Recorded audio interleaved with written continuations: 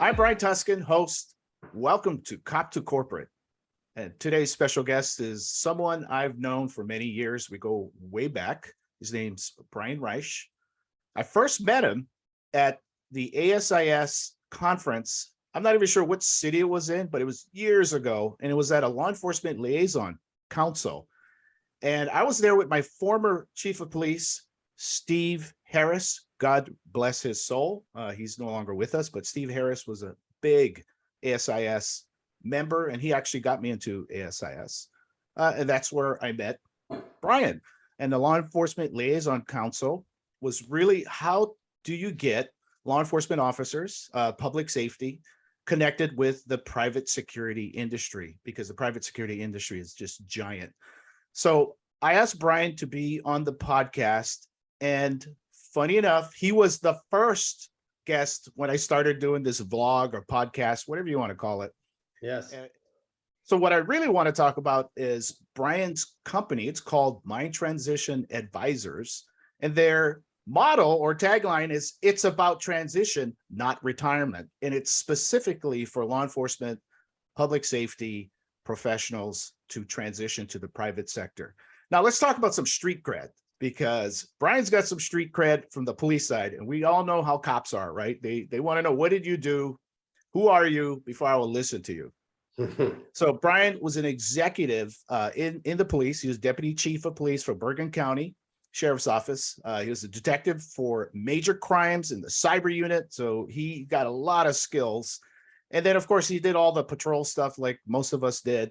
But he had a very rewarding career, retired in 2011, then moved to the corporate sector, started more in the insurance arena, then got into the entertainment industry and the finance sector as a director of security, chief security officer.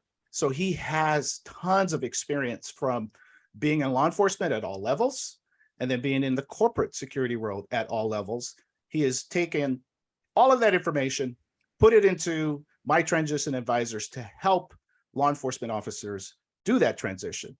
And before I bring him on, I just want to note that ever since I started blogging and reaching out to officers on social media, I get hundreds, maybe even thousands of requests for people to help. And that's why Cop to Corporate is a nonprofit that we're just giving our information away for free. However, there are specialists out there that, of course, it's a gig where you have to pay a service fee to get the help. And the ones that are on my show are really people that have been vetted. So I know tons of officers that benefited from Brian's company.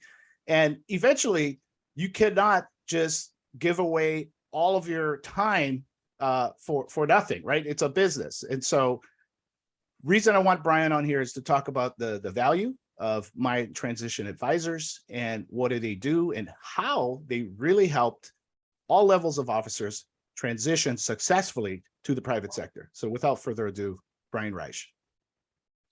Thank you, Brian. Great. It's great to be on your show again, and honored to have been the very first interviewee on Cop to Corporate. I hear so much about it.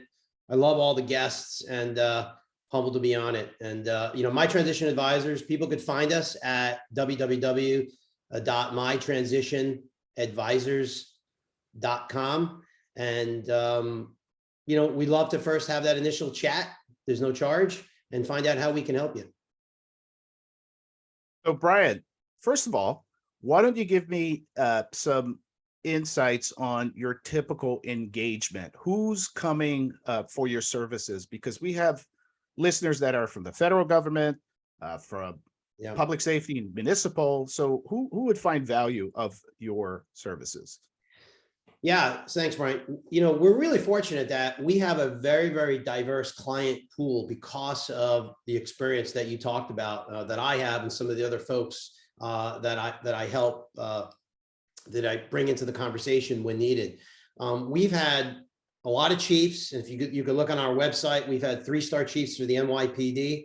We've had a couple of other 2-star, 3-star chiefs, the NYPD. We've had commanders from the West Coast to Midwest. And then we've had regular cops, as we say in the Northeast, white shield cops, coming on talking about how they should transition, and sergeants. We've also had people from the intelligence community, believe it or not. We talk about law enforcement, but we've had folks from CIA. They're on our website at mytransitionadvisors.com. CIA station chiefs. We've had CIA operation folks. A little bit more challenging with them because they have to get their information vetted, but we work with them to do that. We've also had some military folks that did policing in the military. So we really have a wide range of agencies. We've had a wide range of ranks. And what we try to do, Brian, we do say it's about transition, not retirement. But what I say to folks is we got to find the what. You know, everybody comes and they go, I need a resume. I need a cover letter. I need a LinkedIn.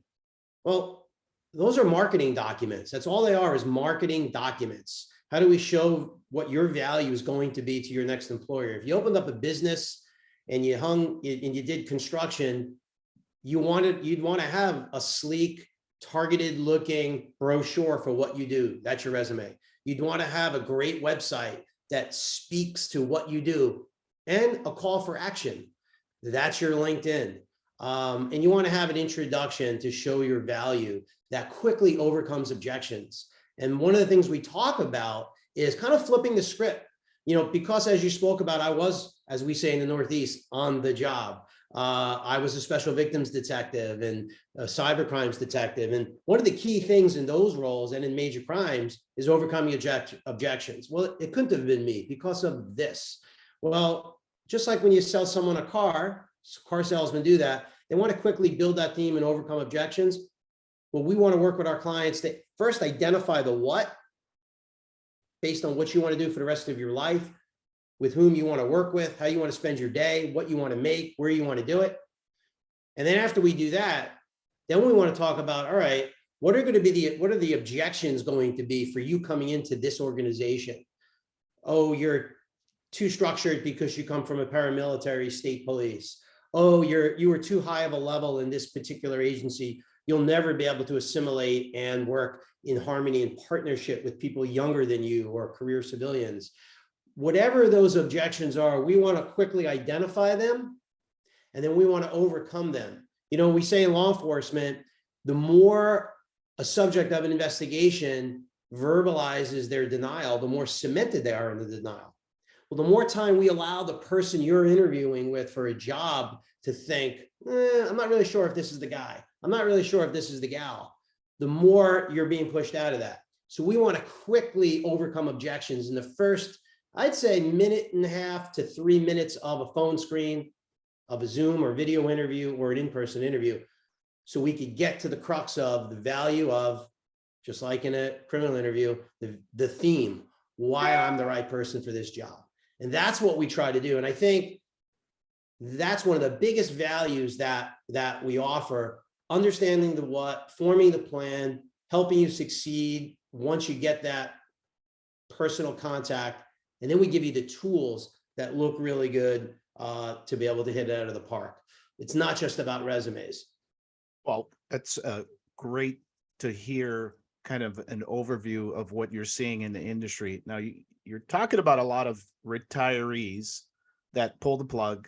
So you retire, you have a pension, and you're jumping into the game, the private sector game. You're not really retiring, you're starting a whole new career. What's the spread of clients that are leaving mid-career? As you know, I left mid-career. I only had 12 years in the force, and I just said, hey, I want to try this private sector arena, and I've been here almost 22 years. So worked out pretty good for you. Yeah, it worked out pretty good.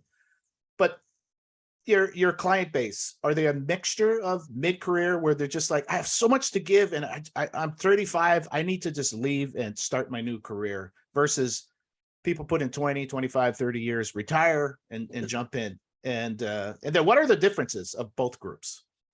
Yeah, really good question, Brian. So I think we have a mix. I think it's probably 70-30, 60-40, if I had to guess.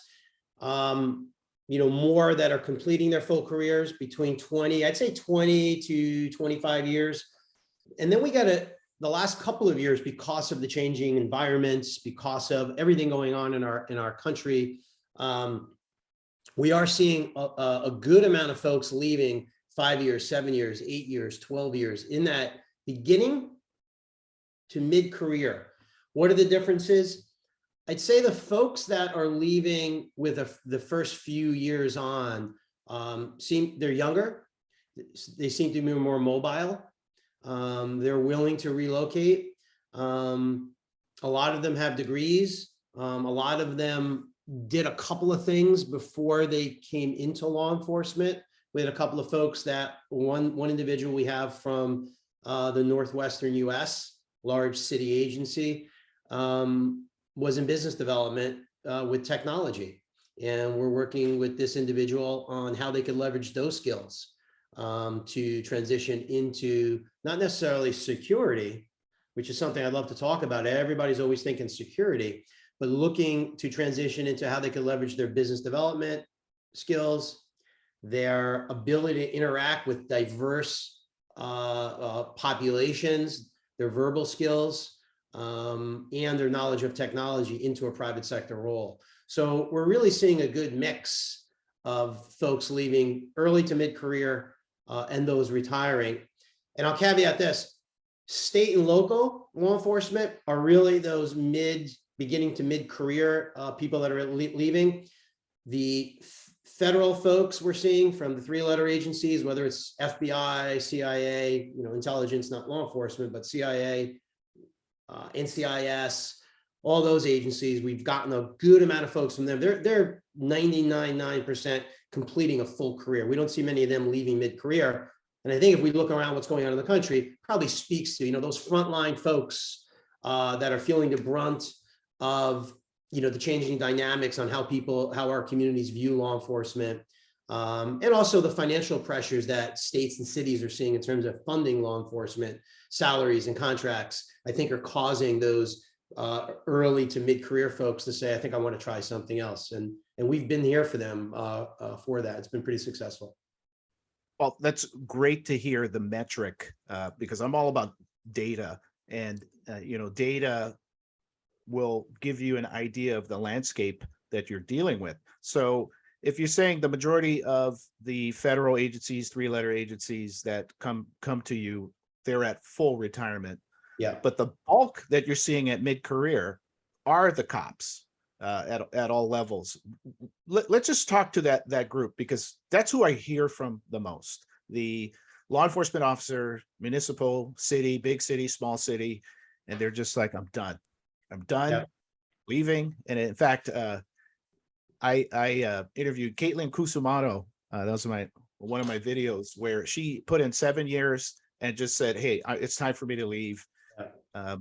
She spent a year looking for a job, and she scored a big job, a really nice job for a huge corporation, but it was not without adversity. And she ended up using a professional resume services. It wasn't your company, but she leveraged a professional to help her, and she started finding success. So instead of just rambling on, could you just tell me specifically, how do you help those cops, the men and women in blue, do that transition? Yeah, so the first thing we want to do is, I always say when we start our engagement with them, is we start a discovery call, and we really take time to get to know them, almost like a SWOT analysis. And we talk about the what. Before we could write a resume, before we could give you guidance, we got to know about you.